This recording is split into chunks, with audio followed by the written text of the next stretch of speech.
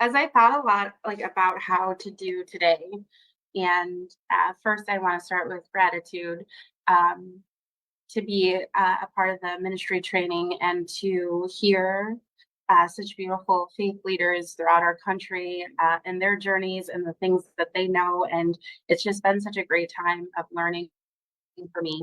Um, so I want to say like the people on this call have been really incredible in my life, and I'm grateful to have gotten to be with you guys. So um, I I want to kind of start with just a little bit personal.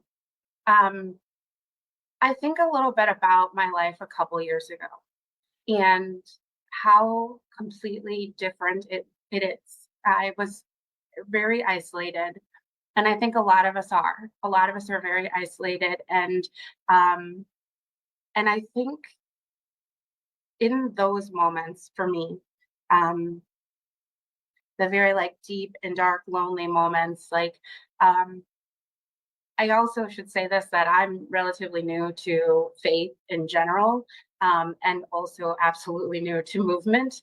And so this is I'm a little bit new and less eloquent in my speaking, but I just want to start there.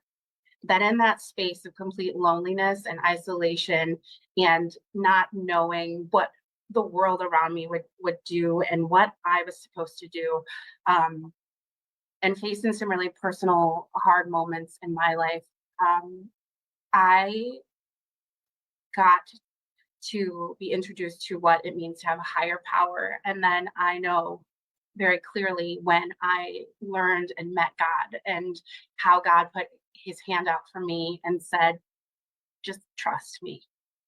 Um, I know the exact moment that happened for me. And in after that moment, I started kind of on this path with little pebbles kind of going in front of me and has brought me to this space today where I know an entire group of folks who are committed to making this world better, and they have embraced me and included me in the community so we can be a full community.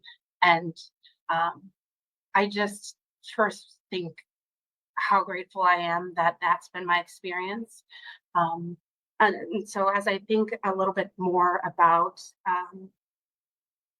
my path and um, how I feel very much like God has put something in front of me to be a part of. And it is a call. It is my God. And I know we all have different versions and different things, but how there is a call to action.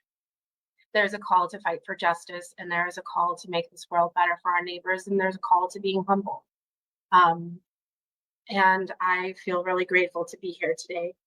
Uh, and again, I want to reflect on the fact that this verse that we read, it says, "Do not fear," and I always read that as I read these lines as a call to action.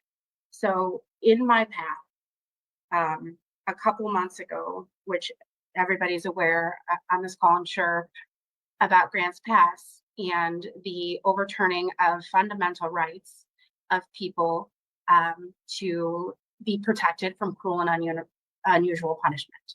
So that moment when Grants Pass Supreme Court case happened was devastating to me in a way that I could not explain. And I am an eternal like optimist generally. I've had the great privilege of working in homeless response since 2010, it's 15 years now. I've got to sit with thousands of our neighbors and just hear their stories and be with them. And then to hear the Supreme Court pass, or the Supreme Court saying, oh no, just kidding, right? These folks don't have rights as humans. They don't have the right to be protected from criminalization for simply sleeping, broke me in a way that I can never explain. And I got a call about coming to the Moral Revival Watch Party accidentally.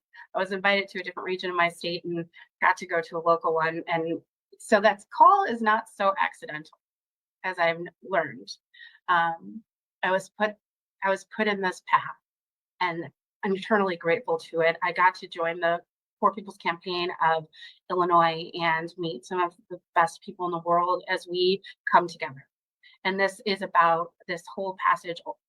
My friend Alonzo has talked about the community that comes in a faith community and how we are doing this together. And I've talked a lot. I'm just going to, I think continually, how do I fit? This is a challenge that I think a lot, and I hope some of this might resonate with you all. Is how do I fit? And I am challenged myself back with God asked me to go and trust and move forward, because our neighbors and even ourselves, when we're looking, we deserve a safe space, and we have a reason to show up every day, and it is for the people around us. It is for our neighbors. And so I think one last thing that I want to say is, when I think about water, because this is a lot about water, one of the favorite things in the world for me is going to be by the water. And then there is, if you look out, there's the line where the sky meets the sea. And out in that line, I have always found God.